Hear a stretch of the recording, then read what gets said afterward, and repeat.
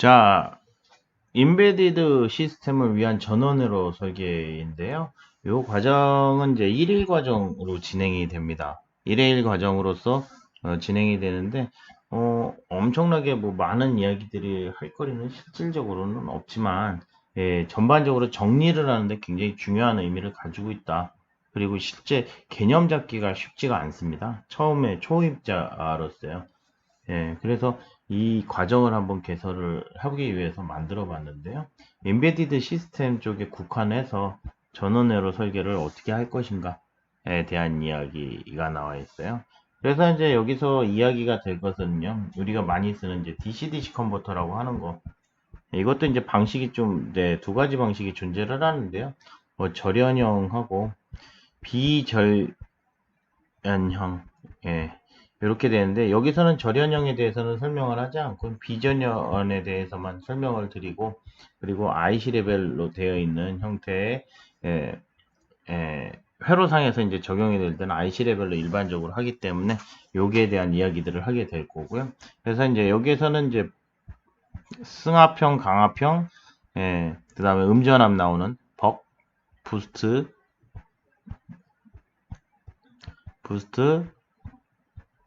벅부스트, 이 세 가지 형태에 대해서 살펴보게 될 거고요. 그 다음에 여기서 이제 LDO라고 하는 리니어 레귤레이터가 하나 이제 나오는데, 여기에 대해서 좀 살펴보게 될 것입니다. 선형 레귤레이터고 스위칭 레귤레이터, 어떤 의미를 가지고 정확하게 좀 이해를 하는 게 좋겠다. 그래서 이제 기본적으로 로파워 쪽이라고 휴대용 쪽에 이제 국한된 전원 회로를 좀 이야기 드리고자 합니다.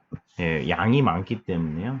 다만 양이 많기는 하지만 저희 쪽에서 이제 이야기들이 이제 몇 가지 실제 제품에 설계할 때 고려 사항들을 이제 우리가 살펴보게 될 거고요. 고려 사항이죠. 그래서 요 고려사항에서 살펴보게 되는 쪽 방향에서 이야기가 될 거고, 그러니까 이제 트러블 슈팅이나 이런 것들, 불 슈팅 이런 것들, 그 다음에 레이아웃 가이드,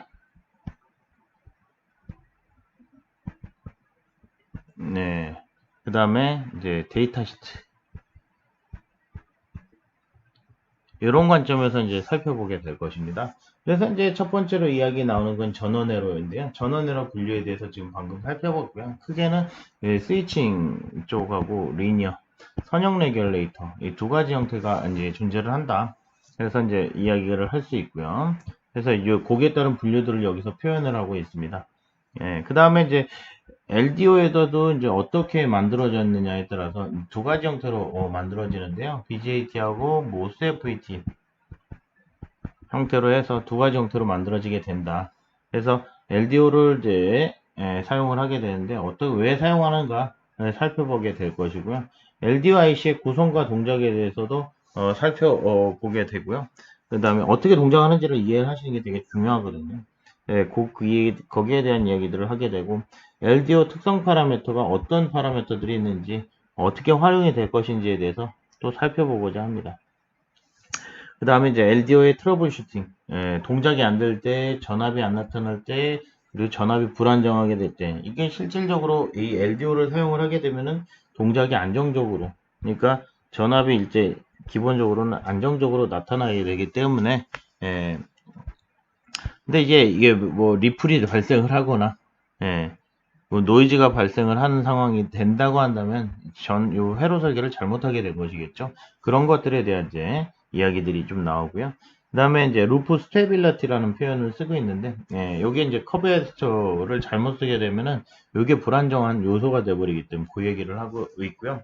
그 다음에 중요한 거는 이 전원회로에서 중요하다고 볼 수 있는 건, 물론 반도체 회로가 모든 게 다 중요하긴 하지만 열적인 고려사항입니다. 그래서 그 계산 방법에 대해서 우리가 살펴보게 될 것이고요.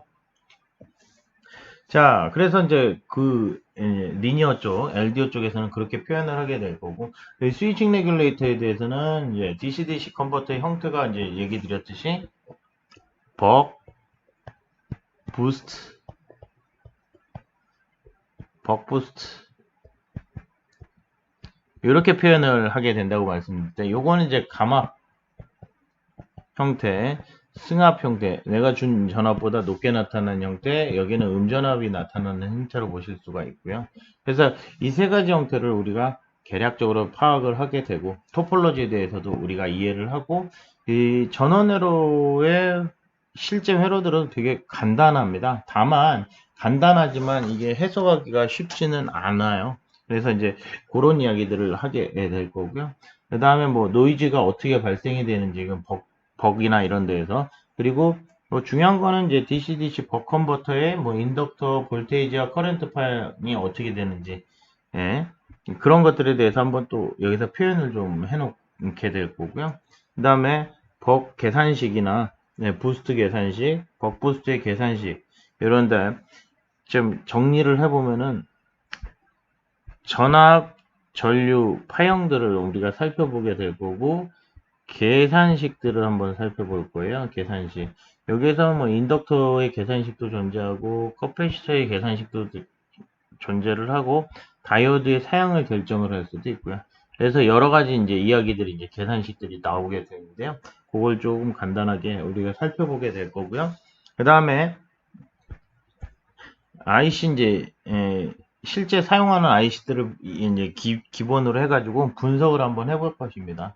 어떤 사양을 가지고 있는지, 물론 데이터 시트 이야기라고 보시면 되겠죠.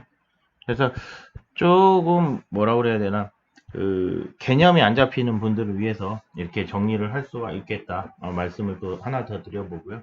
그 다음에 이제 시스템 관점에서 전원회로하고 IC 사이에서 그 설계 방법론, 예, 설계 방법론에 대한 이야기인데요. 그래서 이 PDN이라고 하는 파워 딜리버리 네트워크의 개념과 설계 방법에 대해서 우리가 살펴보게 될 것입니다. 이게 참 어려운 게 뭐냐면 이 IC 쪽에서, 전원 쪽에서 주는 커패시터 값이 있고요. 여기도 마찬가지로 커패시터 값이 있는데, 그 다음에 IC 쪽에서는요,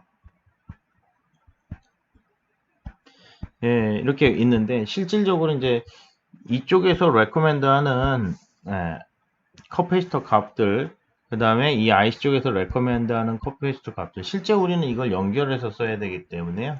이 중간 부분들을, 그 커패시터들을 얼마나 더 추가해야 될지를 고민을 해볼 필요가 있거든요. 그래서 이제 거기에 따라서 가늠을 해볼 수 있는 방법론은 이제 회로 설계자들이 잘 이해를 하셔야 되는데, 그 방법론이 기본적인 제시가 될 수 있는, 잣대가 될 수 있는 게 이 PDN 방법론이다. 이렇게 보시면 되겠고요. 그 다음에 레이아웃 가이드가 있는데 각 부품별 배치 방법과 사례, 이렇게 표현이 되어 있고요. 그 다음에 온도 상승 효과가 어떻게 나타나는지, 이제 각 부품별이라고 표현하는데 인덕터도 있고요, 커패시터도 있고요, 그 다음에 IC 배치 방법도 있고, 그 다음에 다이오드, 프리윌 다이오드겠죠. 예, 요 다이오드 이렇게 배치 방법론들이 있는데 이런 것들을 우리가 살펴보게 될 거고요. 온도 상승 효과는요, 온도가 이제 상승을 하니까 어떻게 배치를 해야 될지, 그 다음에 괴한 신호의 배선, 이제 이네이블 신호겠죠. 이네이블 신호를 어떻게 배선을 해야 될지에 대해서 살펴볼 거고, 전원 그라운드를 어떻게 분리해야 될지, 통합을 해야 될지, 어떻게 배치를 해야 될지에 대한 방법하고, 다층 기판에서는 어떻게 접속을 그라운드에다 하게 될지에 대해서 우리가 이야기를 하게 된다라고 말씀을 드립니다. 자, 전원회로 설계는요, 기본적으로 뭐 하이파워, 로파워로 저는 나눠보고 있는데요. 예, 저기 이제 이런 것도 이제 절연형